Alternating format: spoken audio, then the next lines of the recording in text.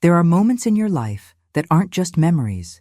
They are anchors, heavy and cold, and they hold you in one place forever, even if the rest of the world thinks you've moved on. My name is Evelyn, and I am 68 years old. I live a very quiet life now, in a small house with a garden that I tend to every morning. The silence is a comfort. But that silence was earned, bought at a price so high that for decades I couldn't speak of it. I couldn't even allow myself to remember. But the mind is a strange thing. It buries what you cannot bear, but it never throws the key away. And now, at 68, I find it necessary to speak. Not for myself, perhaps, but for the others. For the ones who never got to tell their own stories. My story begins in the early 60s. The world outside was full of noise and change, but I knew nothing of that. My world was a patch of dry land in a valley, surrounded by a fence we were forbidden to approach. We called it the Community of Divine Light. The adults called it salvation. We were taught that the world beyond the fence was poisoned by sin and greed. We were the chosen, the pure. And the man who had chosen us, the man who had saved us from the poison, was Elias. We called him the prophet. I only have fragmented memories of my father. He was a gentle person, I think, who disappeared when I was very young, before the community. My mother, Barbara, never spoke of him. Her life, and therefore my life, began the day she met Elias. Barbara was a lost person. I know that now. She was looking for answers, for a strength she didn't have on her own. Elias offered her both. He offered her a purpose, a rigid set of rules that made the chaotic world seem simple. In her devotion, she became stronger than I could ever have imagined, and in that strength she became terrifying. Elias was an older man. To a small child, he seemed ancient, biblical. He was the center of everything. He decided when we ate, when we slept, what we learned.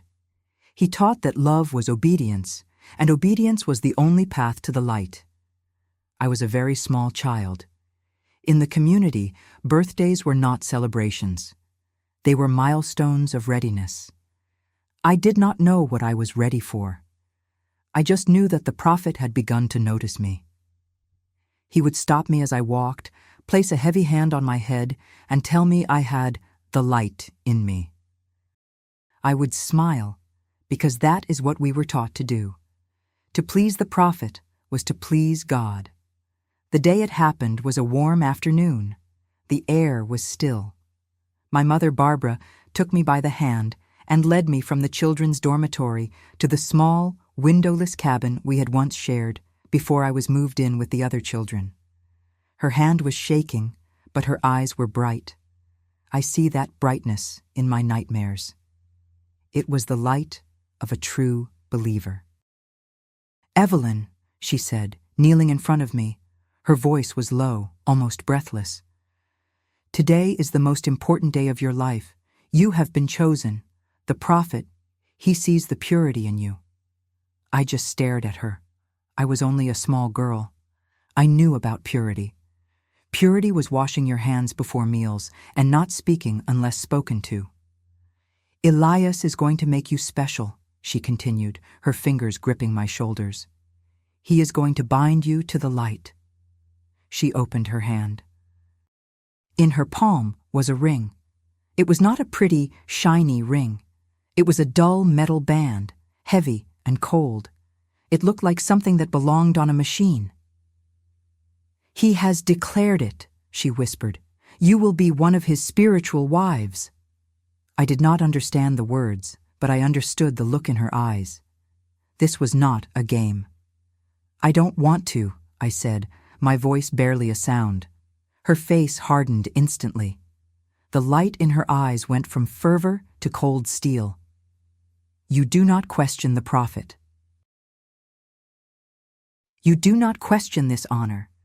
Do you know how many women here pray for this? And he has chosen you, a child." She grabbed my left hand. The ring was massive, meant for an adult. She forced it onto my thumb, where it stayed, loose and heavy. "Now," she said, standing up and pulling me with her. You belong to him. That evening, there was a ceremony. It wasn't just for me. There were 2 other girls, both just a little older than me. We were dressed in simple white shifts.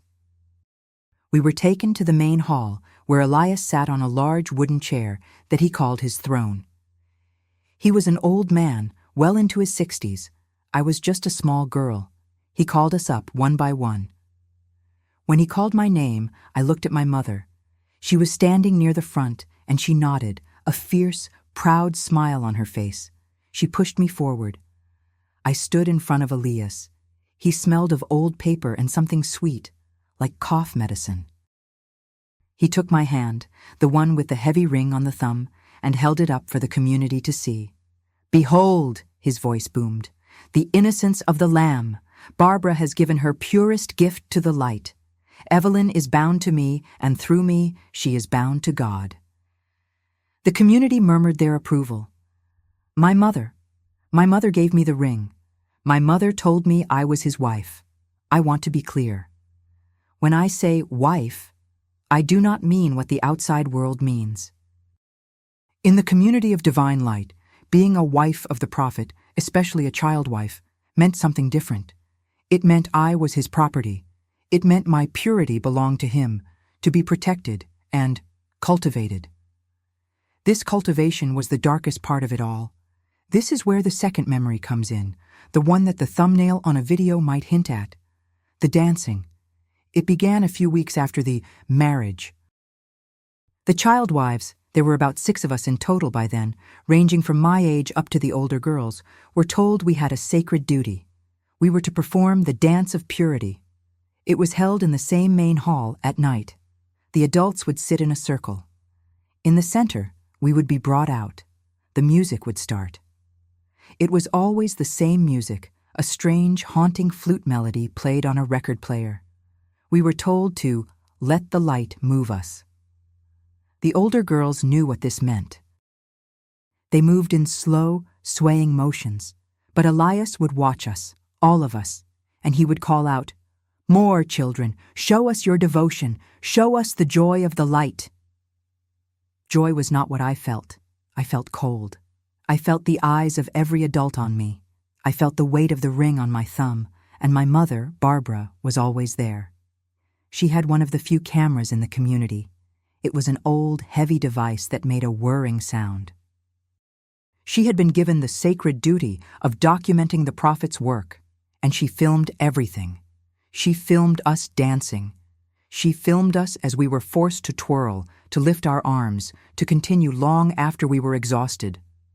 The dances would go on for hours until we were dizzy and crying.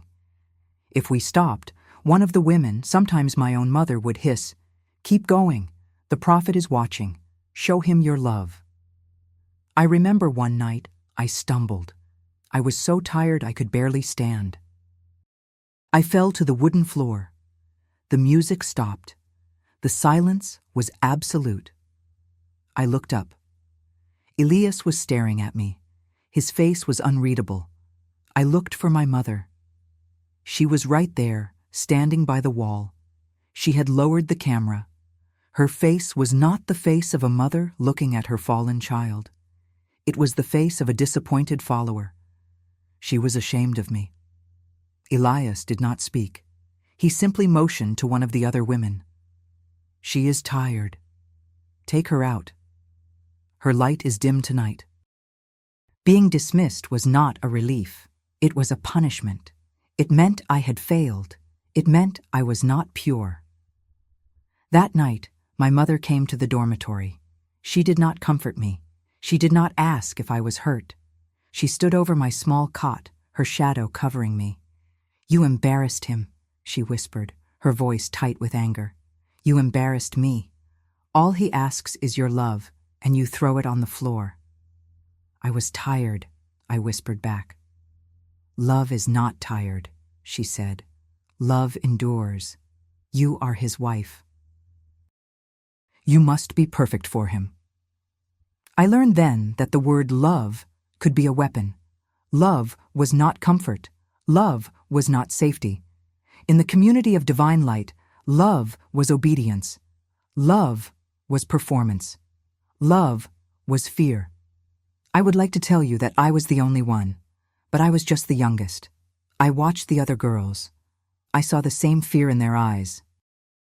We were a secret sisterhood of terror, unable to speak to each other because we were taught that any complaint was a sin, a poison from the outside that had somehow gotten in. The dances were not the only thing. We had private audiences with the prophet. We would be taken to his cabin, one by one, to receive wisdom. I remember the smell of his room, the sweet, sick smell. He would have me sit on a small stool at his feet. He would talk for hours. He would tell me stories from his scriptures, books he had written himself. He would ask me questions I couldn't understand.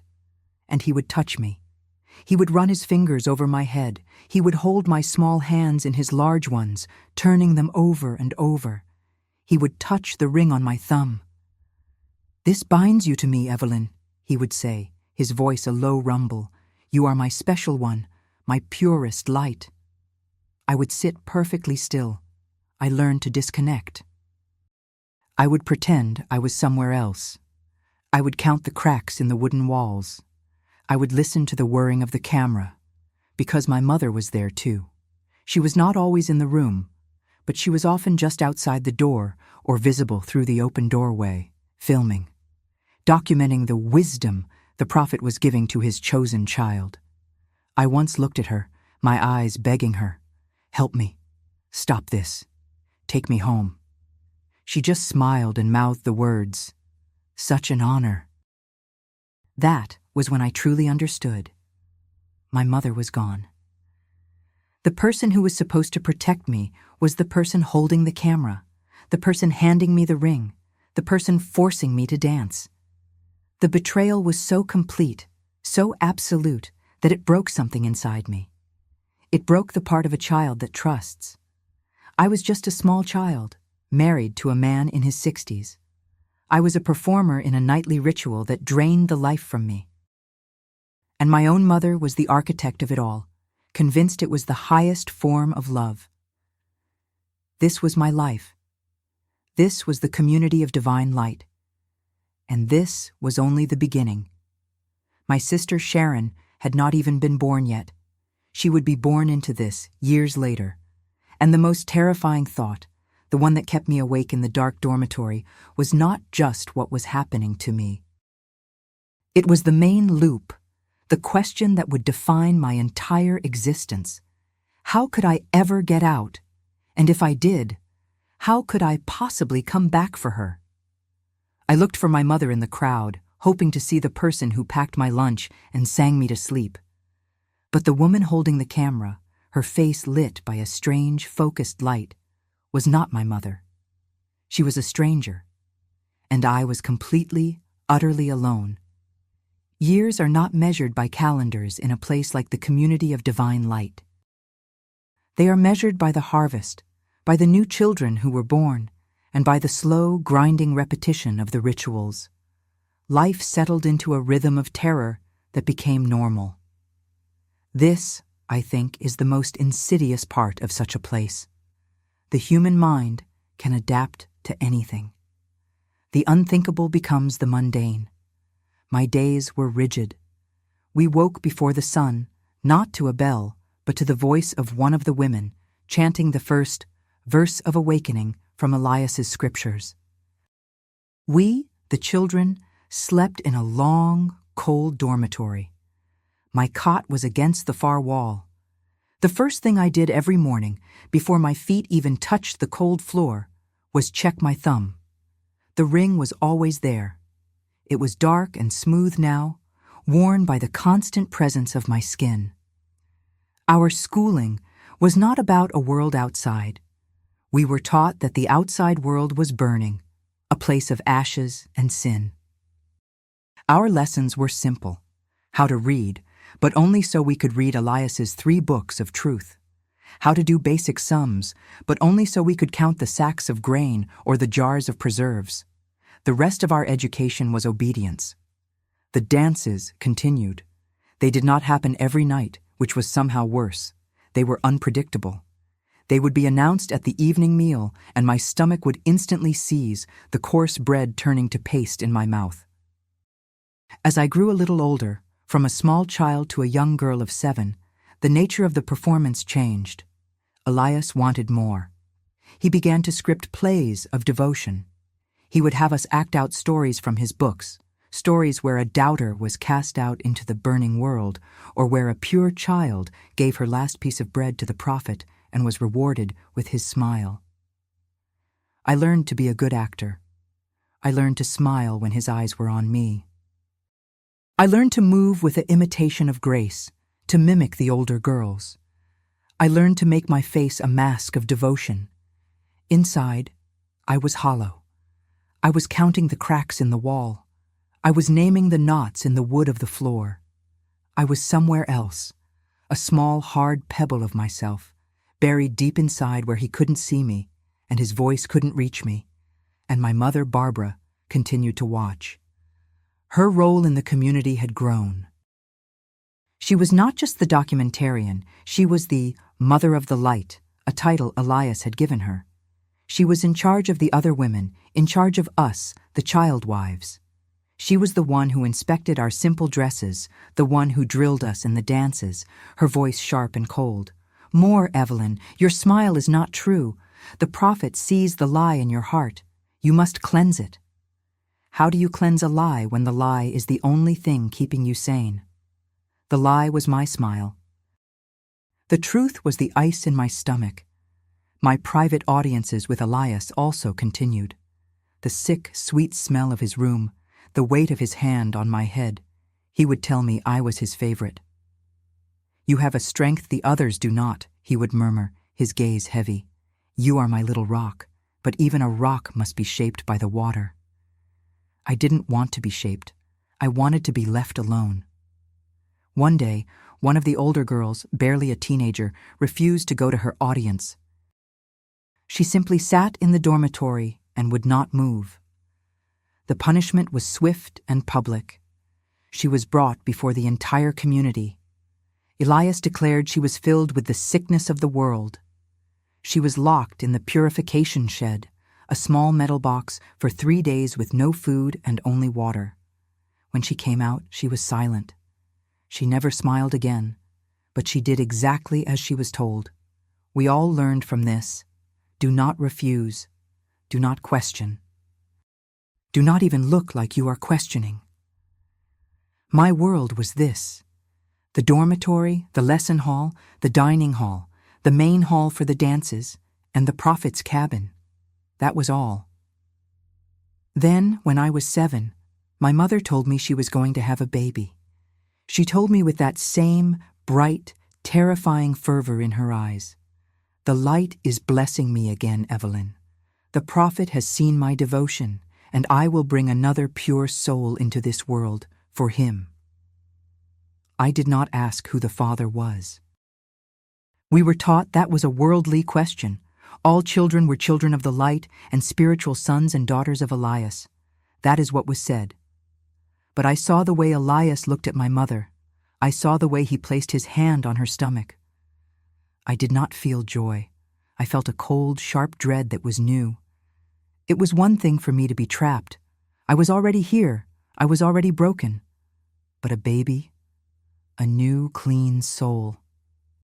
It felt like I was watching someone build a new cage right in front of me. My mother's pregnancy made her even more powerful and more cruel.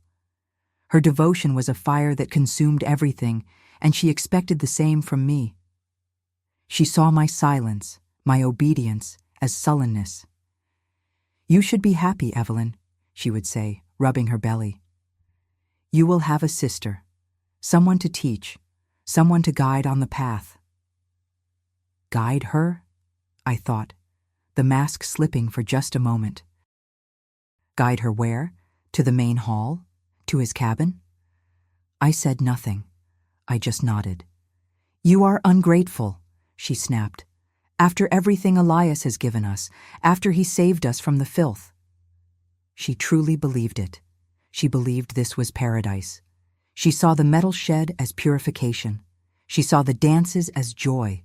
She saw the ring on my thumb as an honor. The part of me that had once been her daughter, the part that had loved her, finally withered and died. It was a small, quiet death, but it was total. The woman in front of me was not my mother. She was my jailer.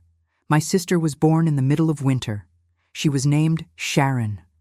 From the moment I saw her, something in me shifted.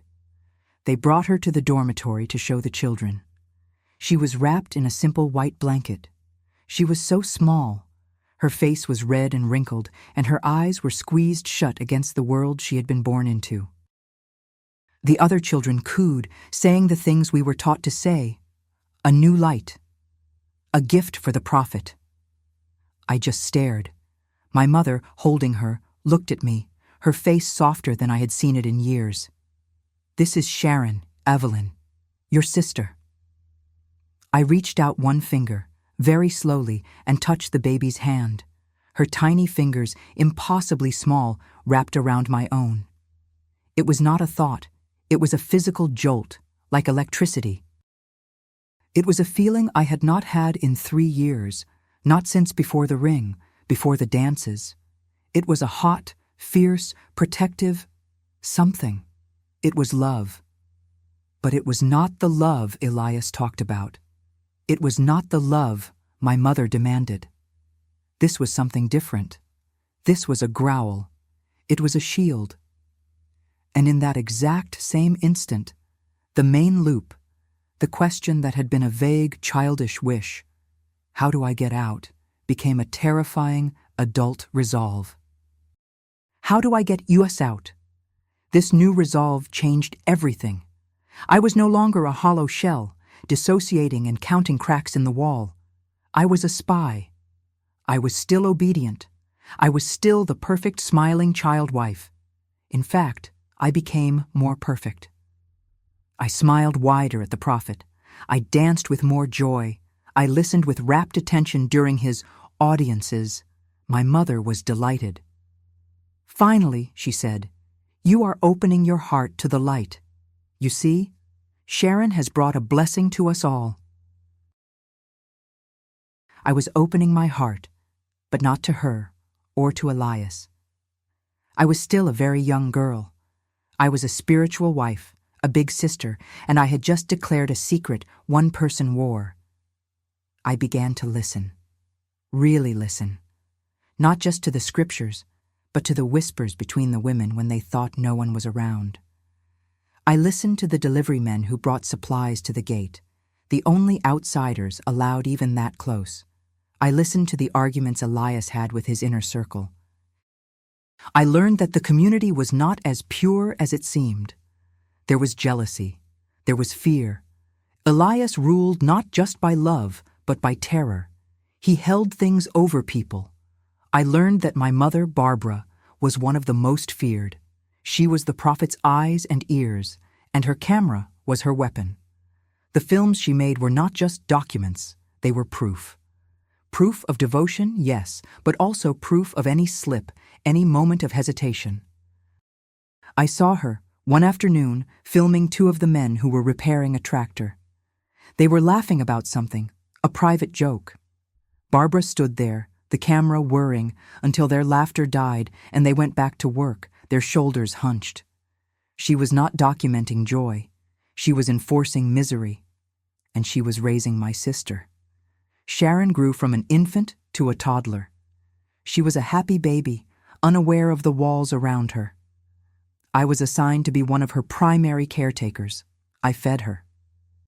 I changed her. I played with her. And I whispered to her when no one was listening. I didn't tell her about the outside. I didn't know anything about it. I just told her stories, not the stories from Elias's books. I made up my own. Stories about a bird who learned to fly so high it touched the sun. Stories about a little girl who found a key to a secret garden where she could run as fast as she wanted. Sharon would gurgle and smile. My mother found me once, sitting behind the dormitory, whispering to Sharon. "What are you telling her?" she demanded. "The story of the pure child and the bread," I lied instantly, naming one of Elias's parables. Barbara studied me for a long moment, her eyes searching my face for the lie. I met her gaze, my face a perfect mask of innocence. She finally nodded, satisfied. Good. It is never too early to plant the seeds of truth. As she walked away, I held Sharon tighter. The seeds I was planting were not hers. I was a little older when I found the map. It was in a box of old supplies that were to be burned. Most of it was junk, rotted cloth, broken tools, but tucked in the bottom was a magazine. An old, water-stained magazine from the outside. I had never seen one before. I hid it under my thin dress, my heart pounding so hard I was sure it could be heard. That night, in the dark, under my thin blanket, I looked at it. It was full of pictures of people I didn't recognize, wearing clothes I'd never seen. They were smiling, but their smiles were different from ours. They looked easy. And in the back, there was an advertisement. It was for a car, and on the advertisement was a small, simple map of the United States showing the locations of the dealerships. I stared at it. It was the first time I had ever seen the world laid out. I saw lines and names of places. I saw the state we were in. I saw the other states stretching out all the way to two massive oceans. The world was not just a burning pile of sin. It was a place, a real, vast place. I put my finger on the dot that I thought was us in the valley. Then I traced a line, any line, to a road, and from that road to another, and another. I didn't know what any of it meant. But I knew one thing. There was an outside, and it had roads. I tore out the small map, folded it into a tiny square, and I hid it. It became my most secret possession. It was the first piece of my escape plan, even if I had no idea what the rest of the plan was. But Elias was not a fool. He had kept his community sealed for a reason. He saw everything. And as I grew, he began to see me, not as a child, but as something else. The audiences began to change. His wisdom became more personal. His gaze lingered longer. I was growing older, entering my preteen years. The other child wives who were older, the ones entering their teens. They would sometimes disappear for a few days, sent to the healing cabin, and when they came back, their eyes were as hollow as mine had been. I knew, with a certainty that chilled me to the bone, that my time as a child was running out. The marriage I had been forced into at 5 was about to become something even more terrifying. And Sharon, my little Sharon, was now a toddler. She was starting to dance. The first time my mother put Sharon in the center of the circle, my entire body went rigid. I was a young girl. Sharon was just a toddler. She was too young to understand what was happening. She just saw the circle of adults, the music, and her big sister Evelyn standing with the other wives. She clapped her little hands, a big wobbly smile on her face. Elias, sitting on his throne, chuckled. "The newest light. She is born in the truth. She has no sickness to cleanse. Come, Sharon, dance for us." My mother, Barbara, knelt beside her, the big camera in her other hand. "Dance, baby, dance for the prophet, like Evelyn does." Sharon, in her simple white shift, bounced on her tiny legs, turning in a clumsy circle. The adults murmured their approval. I stood with the older girls, my hands clasped, my face fixed in the mask of joyful devotion. Inside, I was screaming. I was watching it happen all over again, but from the outside. I was watching my mother, the woman who had put the ring on my thumb, now lead my sister into the same fire. Barbara wasn't just a participant, she was the stage manager.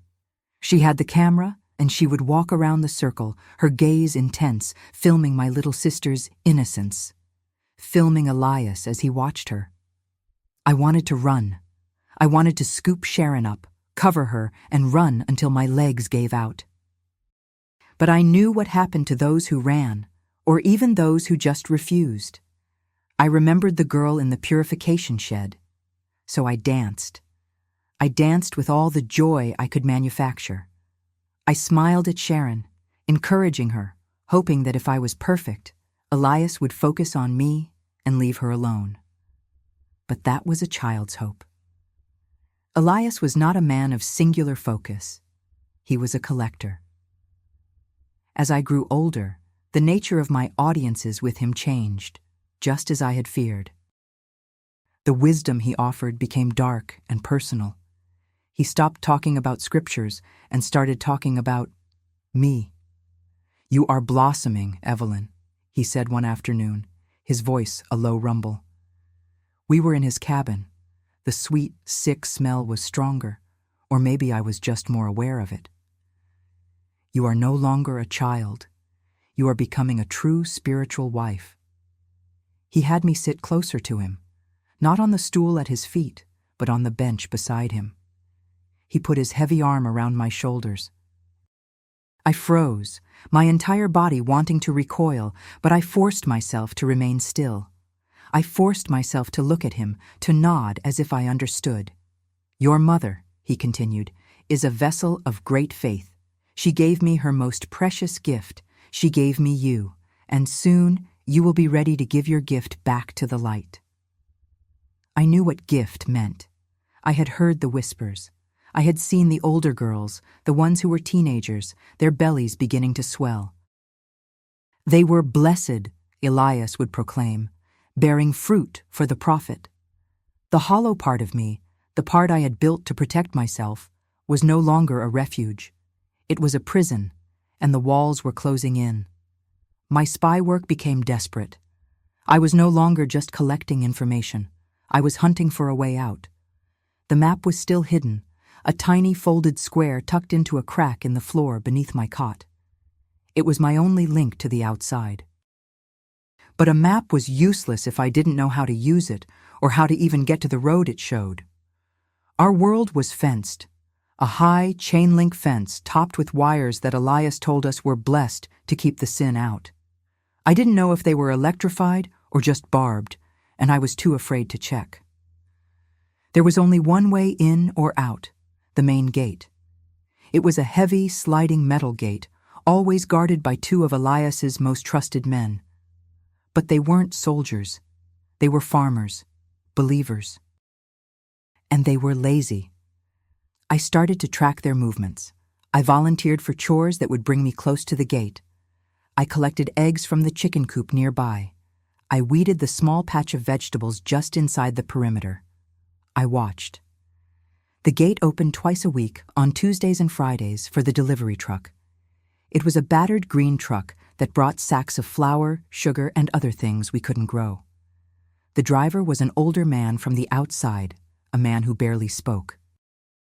He would drop the supplies, take the cash Elias's men gave him, and leave. The entire transaction took maybe 10 minutes.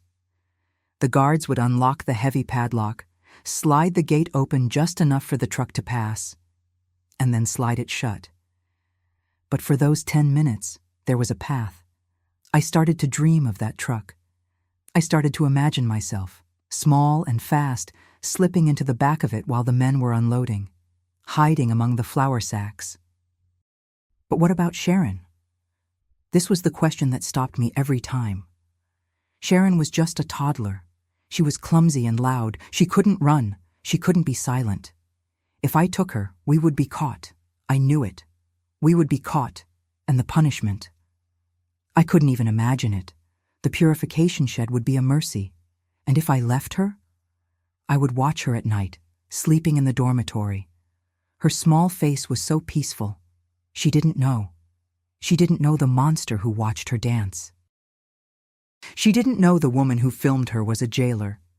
To Sharon, Barbara was just Mama. To Sharon, Elias was the kind old man who gave her honey candies. If I left, I would be leaving her to them. The choice was impossible. It was a vice, crushing me from both sides. Stay and be consumed, and watch Sharon be consumed, or run and save myself, but abandon her to the fire. One afternoon, I was weeding the garden patch.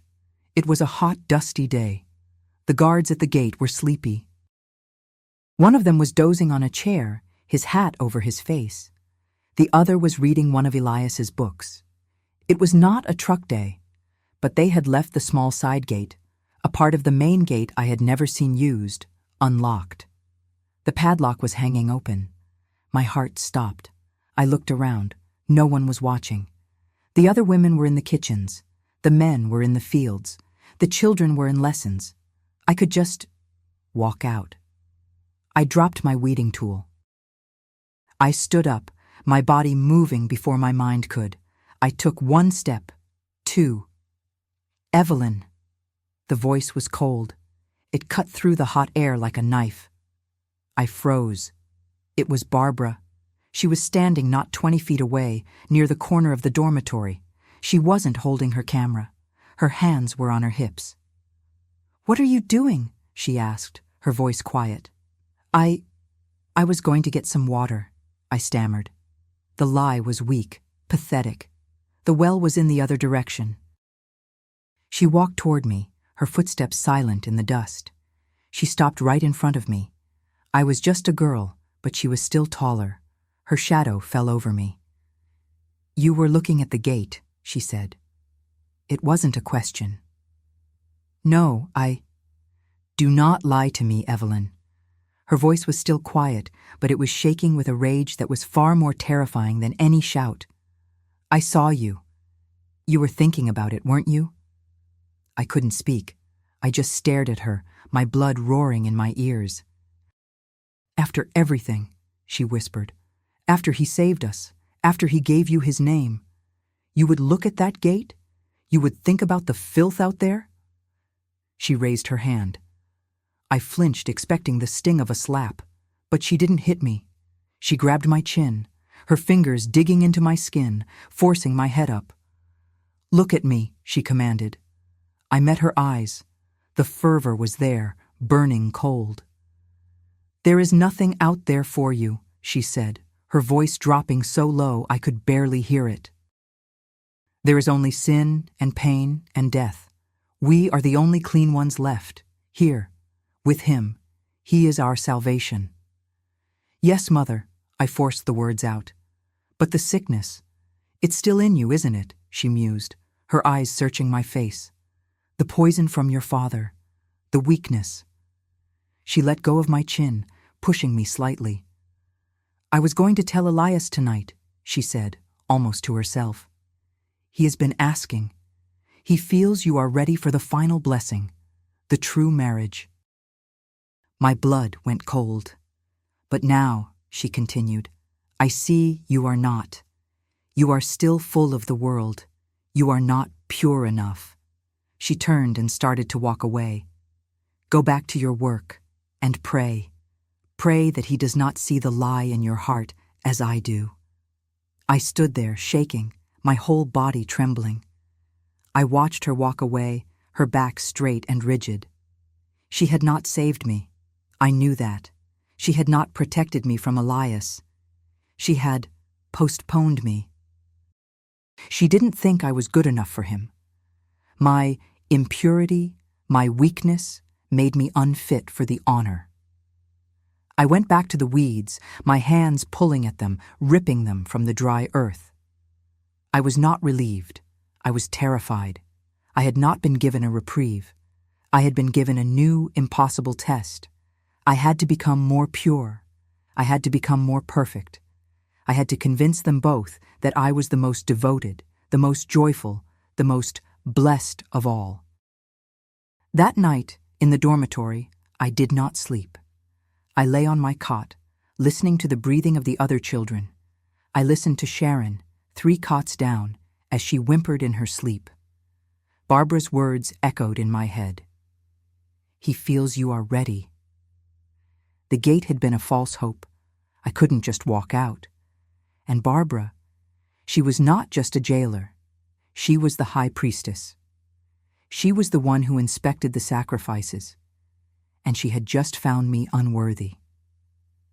I felt a strange, cold calm settle over me. The vice that had been crushing me, leave with Sharon or leave without her, finally broke. The choice was not impossible. It was just horrific. I could not save us both, not from the inside.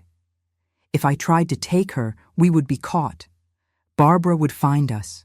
I would be locked in the shed, or worse, and Sharon would be raised by them alone, with her wicked sister as an example of sin. But if I stayed, what Barbara and Elias had planned for me would happen. And I would be too broken to ever help anyone, least of all myself. I would become one of the hollow-eyed older girls, pregnant with a blessing and with no me left inside. I realized, in that cold, dark dormitory, that my war had to have two phases. Phase 1, I had to get out, alone. Phase 2, I had to come back. I didn't know how. I didn't know when. I didn't know what I would find on the other side of that fence. I was just a young girl, and I had a tiny, torn map of the United States and the knowledge that a green truck came on Tuesdays and Fridays. I looked over at Sharon. She had rolled onto her back, her small arm thrown over her head. I am so sorry, I thought. It wasn't a prayer. It was a promise. I am so sorry, Sharon, but I will not let them have you. I had to become the perfect child. I had to convince my mother that I was pure again. I had to make Elias want me for his true marriage, because that, I realized, was the only way I could get close enough to find a true way out. My new test was not a barrier. It was a weapon. I would become the best, most devoted, most pure wife he had. And I would use that trust to destroy them. It is a terrible thing to forge a new heart for yourself out of steel and ice, especially when you are still just a child. But that is what I did. The girl who had been caught looking at the gate was gone. In her place was the Prophet's Rock, the name Elias had given me. I woke up every morning with a single purpose. I was no longer a victim. I was a weapon waiting for the right moment to be used. My transformation was, I must admit, a masterpiece. I was the first to wake, the first to chant the verse of awakening. I was the most eager in our lessons, memorizing entire chapters of Elias's truth until I could recite them on command. In the dining hall, I ate my coarse bread and thin soup with a look of profound gratitude, but the dances were my stage. Where I had once moved with a hollow, forced grace, I now moved with fire. I smiled, I twirled, I let the music, that haunting, repetitive flute, fill me.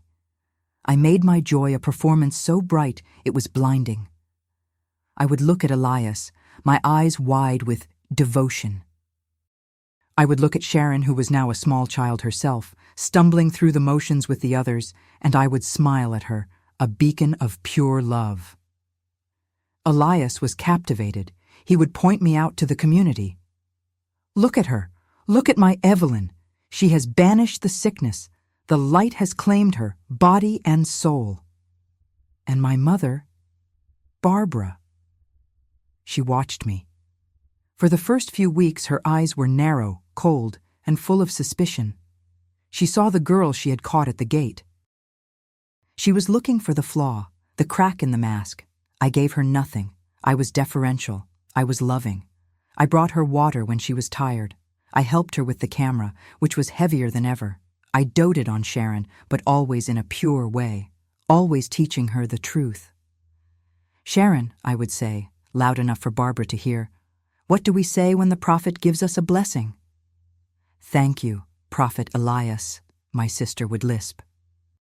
And who do we love most of all? The Prophet, she would say. And who second? Mama. Good, I would say, and my mother, hearing this, would finally begin to relax. Her suspicions softened into pride. This was the daughter she had wanted. This was the Mother of the Light's true heir.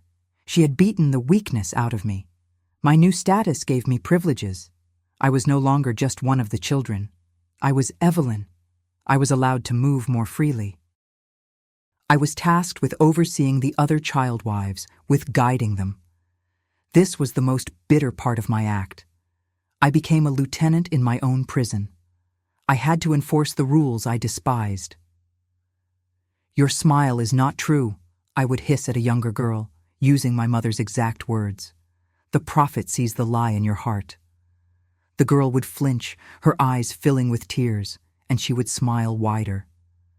I had become a part of their terror, and every time I did it, a small piece of me shriveled.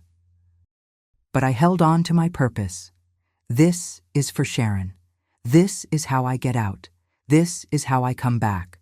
The cost was high. Sharon, my sweet Sharon, began to see me not as her sister, but as another authority. She began to fear my disapproval as much as she feared our mother's. My secret stories of birds flying to the sun were replaced by public recitations of Elias's parables. I was losing her. I was losing her to save her. The irony was so cruel it nearly broke me. As I neared my teens, the inevitable happened. Elias and Barbara decided I was ready. My mother came to me, her face glowing with that terrifying ecstatic light. "Elias has spoken," she said, her voice low and reverent. "He is so pleased with your rebirth, your purity. He has set the day of your true blessing." My stomach turned to ice, but my face was a mask of rapture. I am honored, Mother," I whispered, lowering my eyes. "I am ready to give my gift to the light." She embraced me, a rare, hard hug. "I am so proud of you, Evelyn. You are the daughter I prayed for." The true marriage, the final blessing, was set for the next holy day. It was 2 weeks away. The clock was now ticking. My plan to hide in the delivery truck suddenly seemed childish, impossible. As my status had grown, I had been able to get closer to the gate. I had watched the Tuesday and Friday routine dozens of times. The driver never got out of the cab. Elias's men would unload the truck, and he would hand the driver an envelope of cash through the window. They watched him. They watched the truck until it was a speck of dust on the horizon. There was no way to slip in. I was just a girl. I was trapped. And my wedding day was looming. I became frantic, but my panic was a cold, silent fire. I continued my duties, but my mind was racing, searching for another way. The fence was impossible. The guards were always there. My only hope was the gate, and my only hope at the gate was a weakness. The week before the ceremony, my mother gave me a new honor. As a reward for my purity, I was to be in charge of cleaning the guard shack by the gate. "It must be a pure place," she said, "for the men who protect us from the sickness." The shack was a small, filthy wooden box. It smelled of sweat and old boots. The 2 guards, the same lazy men as before, were happy to let me clean. They sat outside, enjoying the sun, while I swept the floor and wiped the grime from the single small window. And there, on a small, rickety desk, was a clipboard. It was their delivery ledger. My heart was pounding so hard I could feel it in my throat. I glanced out the window. The guards were talking, their backs to me. I flipped the page. It was just a list of dates and items: flour, sugar, kerosene. But at the top of the page, written in pencil, was the supplier's information. Henderson's Feed and Supply, followed by an address in a town I'd never heard of, and then a string of numbers, a phone number. I had never used a phone. I had seen one. Elias had one in his cabin. It was the only one in the entire community. He used it, we were told, to speak to the few faithful followers left in the burning world who sent him money. It was a link. It was a lifeline. I had no paper, no pencil. I looked at the number. I read it over and over, searing it into my memory. 10 digits. I grouped them in my head. 3, 3, 4. I repeated them again and again, silently, to the rhythm of my sweeping. I had a number, but the only phone was in Elias's cabin. The cabin I was only allowed into for my audiences. The cabin where I would soon be. I felt sick. The next few days were a blur of escalating terror.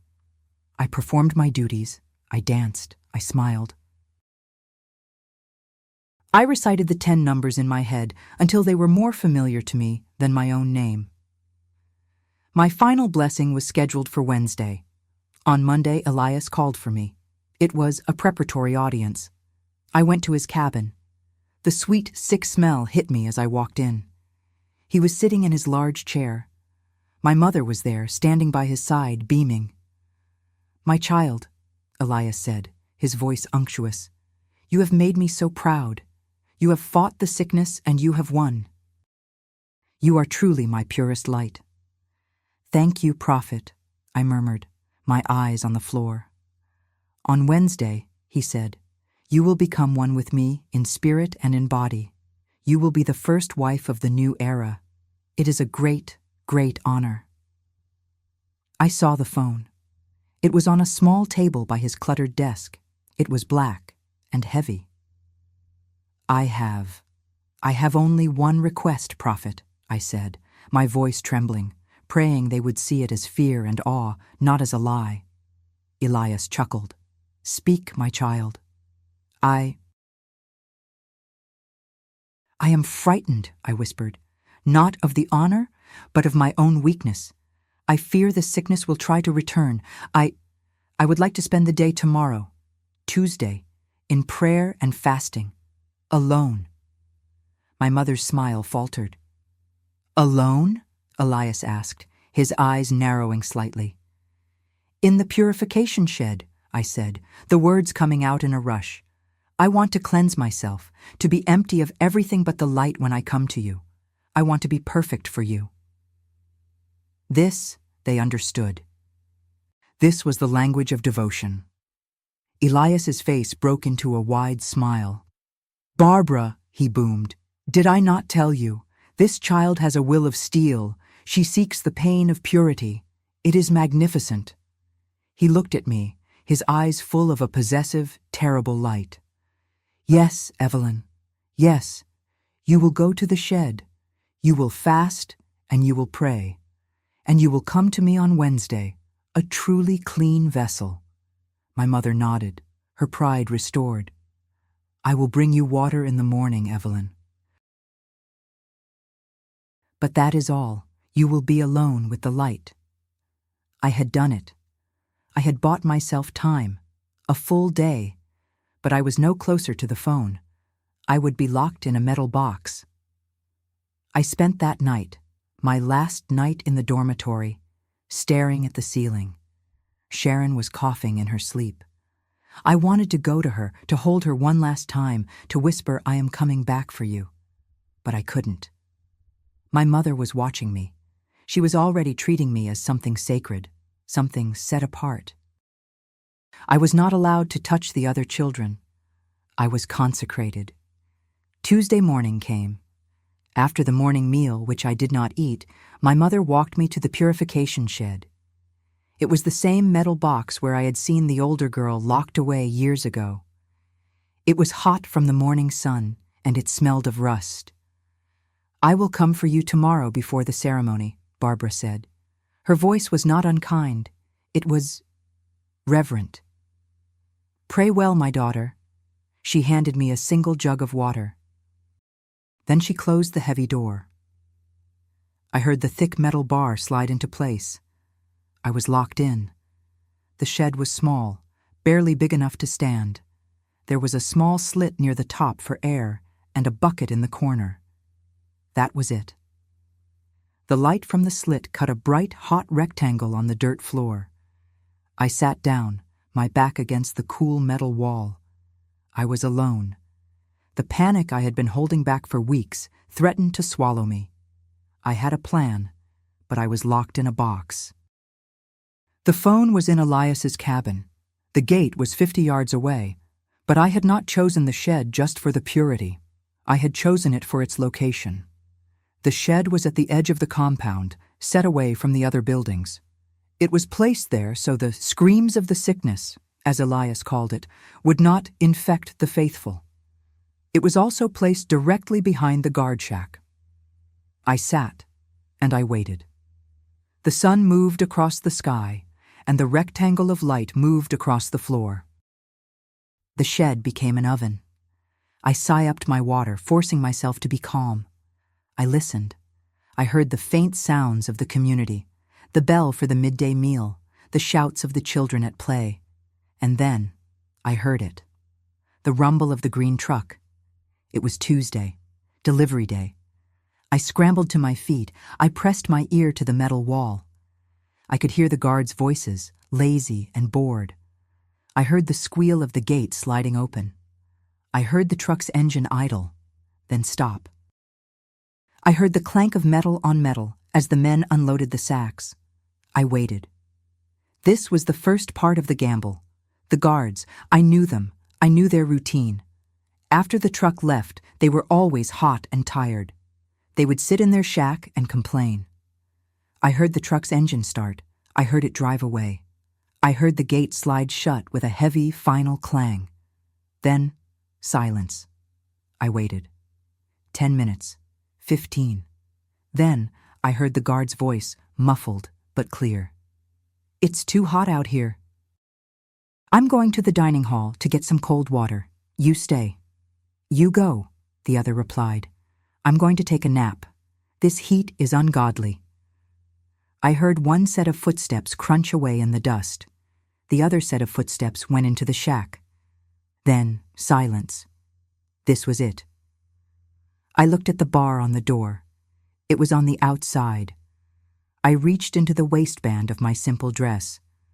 My fingers closed around the thin, hard piece of metal. When my mother had embraced me that morning, I had not just been a consecrated daughter. I had been a thief. As I had hugged her, I had slid my hand, years of practice at being small and unseen, to the belt at her waist.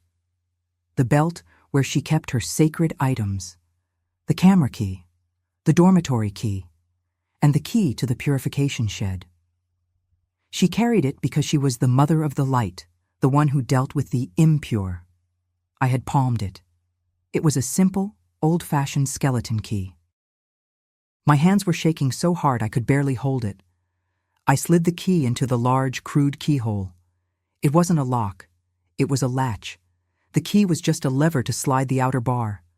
I turned it. I heard a heavy thunk as the bar slid open. I did not open the door. I waited. I counted to 100. I peeked through the slit. No one. I slowly pushed the door open, just an inch. The metal hinge groaned, a sound so loud it felt like a scream. I froze. Silence. The guard in the shack was, as I had prayed, a heavy sleeper. I could hear his snores. I slipped out. The bright, hot sun was blinding. I was in the open. My heart was a hummingbird in my chest. I kept to the shadow of the shed. I was 50 yards from Elias's cabin, 50 yards from the phone, and my sister. My sister was in the dormitory, napping with the other children. I looked at the dormitory. I could go there. I could grab her. She was small. I could carry her. We could run. Run where? The gate was locked. The guards were there. No, the plan. Phase 1. Phase 2. I repeated the numbers in my head. 3, 3, 4. I took a breath, and I ran. I didn't run like a child. I ran like a soldier on a desperate mission. My bare feet, hardened by years of walking on rough ground, barely felt the sharp stones and dry thistles. I ran in a low crouch, using the shadows of the dining hall and the workshops as cover. My target was Elias's cabin, a dark shape against the bright, hot sky. The whole compound was asleep in that heavy, post-meal stupor. The only sound was my own breathing, ragged and loud in my ears, and the distant, lazy buzz of a fly. I reached the cabin. My hand, still shaking, went to the wooden door. I had no key for this. I just pushed. It was unlocked. Of course it was. He was the prophet. Who would dare enter his cabin? Who would dare steal from God? The room was dark after the bright sun. It took a moment for my eyes to adjust. And the smell. The sick, sweet smell of old paper, his medicine and his wisdom, hit me like a physical blow. I fought the urge to gag. There it was. On the small table by his desk, the black, heavy telephone. I had never touched it before. It was an object of alien power.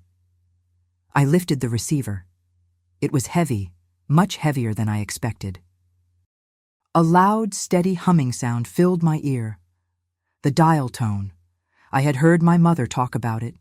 My fingers found the rotary dial, the numbers, 334. I had repeated them so many times they were a prayer. I stuck my finger in the first hole. I pulled it to the stop. The whirring sound as it returned was the loudest noise I had ever heard. I was sure the entire community could hear it. Whir, click, whir, click. I dialed all 10 numbers. It took an eternity. I pressed the receiver hard against my ear. A clicking sound, a long silence, and then a ring. I gasped. It was working. A second ring, a third. Henderson's Feed and Supply, Jean speaking. The voice was a woman's. It was fast and sharp and normal. It was the most beautiful sound I had ever heard. "Please," I whispered. My throat was dry. "Hello? Anyone there? I can barely hear you. Please, ma'am, help me." My voice was a squeak. "My name is Evelyn. I'm at the Divine Light compound. The one on the Old Valley Road. You deliver here. The Prophet's place? Honey, what's wrong? You sound scared." "He's hurting us," I said, the tears I had refused to shed now breaking free, hot and silent. "He's hurting the children. He's going to... tomorrow. I'm just a child. My name is Evelyn. Please." "Oh, my God," the woman whispered. "Oh, dear Lord. Are you safe right now?" "No," I said. I have to go." "I'm calling the sheriff, honey. The state police. You stay hidden. You hear me? Evelyn." The new voice was not on the phone. It was behind me. I dropped the receiver. It swung on its cord, banging against the wall, the woman's tiny, tinny voice still calling. "Hello? Hello?" I turned, my blood turning to ice. Elias was standing in the doorway. His large frame blocked the light. He wasn't angry, not yet. His face was a mask of pure, cold confusion. He was looking at me, then at the swinging telephone. "What are you doing?" he asked, his voice a low rumble. He didn't understand. I was supposed to be in the shed, praying, fasting, becoming pure for him. "You are not in the shed," he said, the pieces clicking into place. He looked at the phone. He looked at my face, which I knew was no longer a mask of devotion, but a mask of pure terror. The confusion vanished. It was replaced by a darkness that eclipsed the sun. "Sickness," he roared. It was not a word. It was a judgment. It was a sound that shook the small cabin. "You are filled with it. You are a vessel of the lie." He lunged for me. I did not freeze. The girl who counted cracks in the wall was gone. I was the girl who had palmed a key, who had dialed a phone. I screamed, not a child's scream. It was a raw, animal sound of rage. As he grabbed for my arm, I moved. I did the only thing I could. I grabbed the nearest thing to me, a tall, heavy stack of his holy books, his truth, and I threw them with all my strength into his face. He bellowed in pain and surprise as the books hit him, and he stumbled back. I did not wait. I ran. I burst out of the cabin door into the blinding sunlight, and I ran.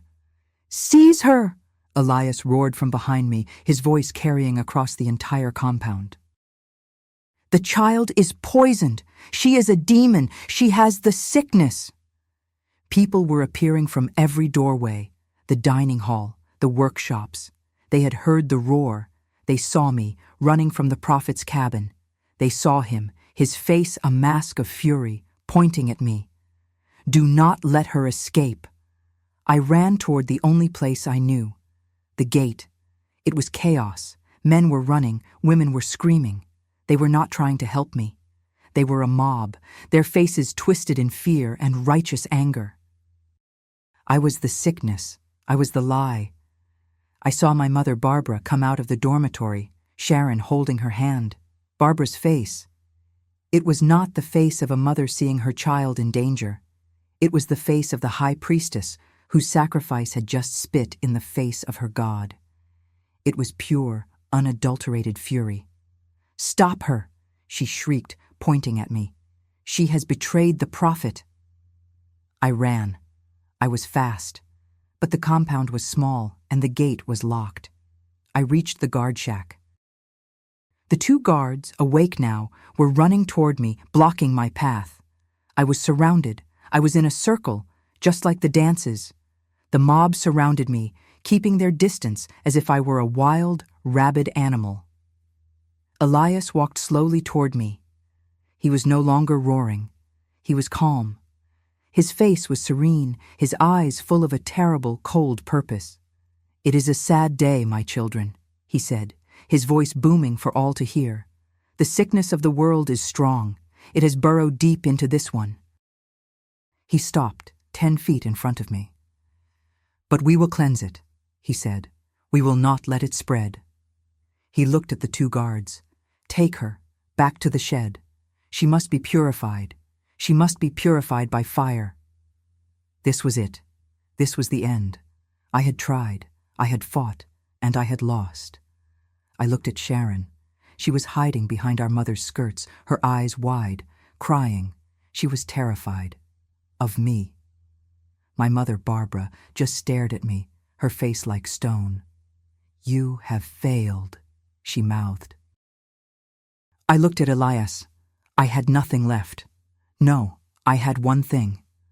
"No," I said. My voice was small, but it cut through the silence. "No?" Elias chuckled. "You won't touch me again," I said. "You won't touch any of us again." "Brave words for a demon," he sneered. And then we heard it. It was a sound that did not belong. It was a high-pitched wail, a scream from the outside world.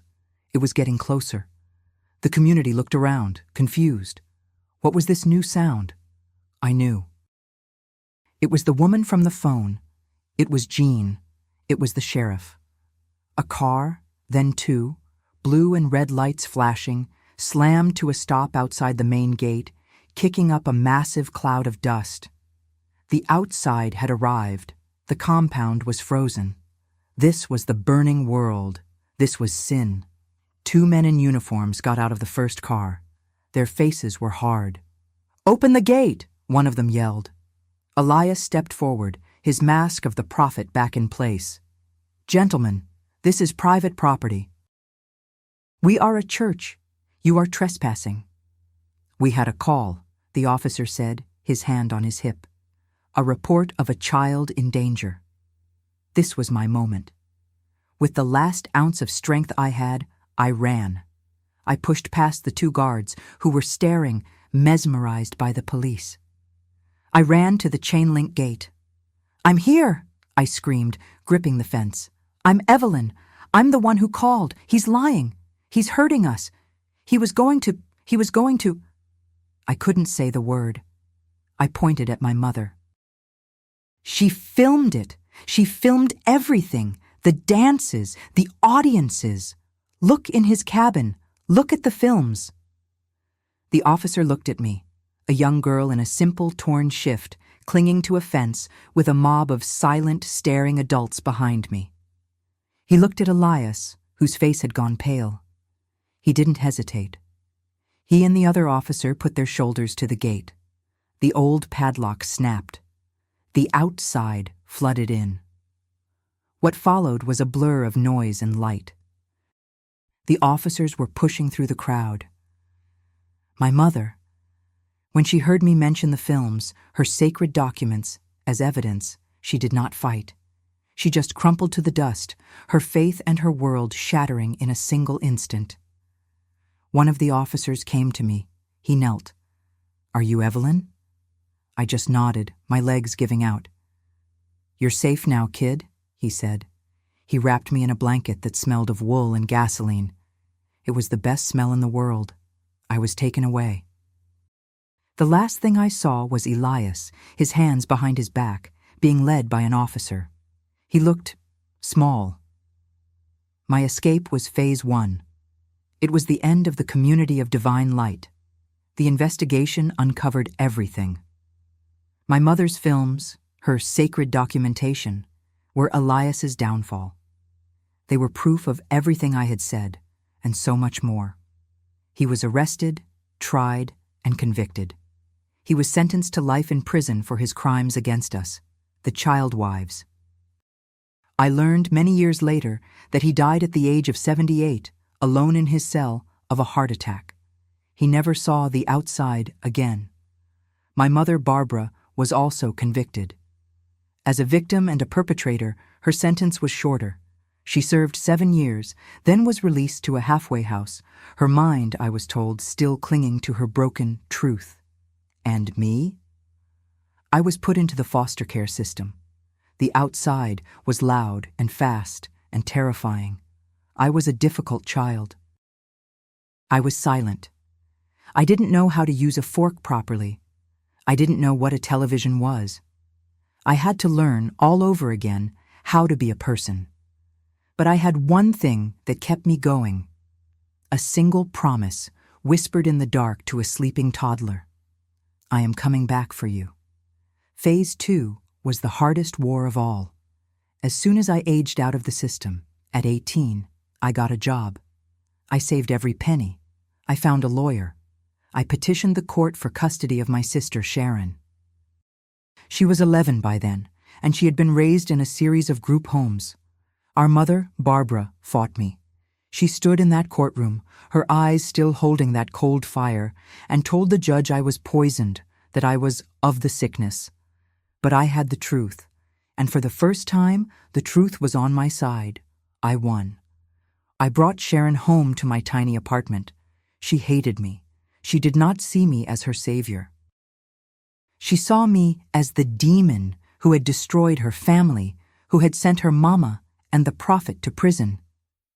She screamed at me. She called me a liar. She would huddle in her room, chanting Elias's verses of truth. I had freed her body, but her mind was still in the compound. I did not become my mother. I did not use anger. I did not demand obedience. I did not lock her in a shed. I just stayed. I cooked her meals. I sat with her in the silence. I let her rage. I let her grieve for the monsters she had been taught to love. And slowly, so slowly, over years, the sister I knew was in there began to emerge. The breakthrough came one evening. I was 27. She was 20. She was reading a book, a real novel. She looked up at me, her eyes clear for the first time. "Evelyn," she said, her voice quiet. "I remember something. You used to tell me a story about a bird, a little bird that learned to fly so high, it touched the sun." I sat down next to her, and for the first time since she was 3 years old, I took her hand. "I remember," I said. "That was the day my war truly ended. That was the day we both finally got out. Today my name is Evelyn. I am 68 years old, and I am sitting in my garden. The silence is a comfort, but it is no longer a silence born of fear. It is peace." Sharon lives just a few towns over. She is a wonderful woman with a strength that amazes me. She is a mother herself. She will be here this afternoon for tea. I look at the ring mark that is still, after all these decades, a faint white line on my thumb. It is not a mark of ownership. It is a scar, and it is a reminder. It reminds me that love is not a cage. It is not a camera, or a performance, or an old man's truth. True love is a promise. It is the hand that reaches back into the fire, no matter how badly it gets burned, to pull another to safety. Thank you for listening to me today, for allowing me to share with you this intimate chapter of my life. If my story has touched you, please don't hesitate to leave a like on this video and subscribe to this channel to discover other testimonies like mine. And please share it, because who knows? Maybe someone going through a similar trial right now will find the courage to keep searching, to hope, to believe in the impossible. Tell me in the comments, where are you listening from today? Thank you from the bottom of my heart for listening to me.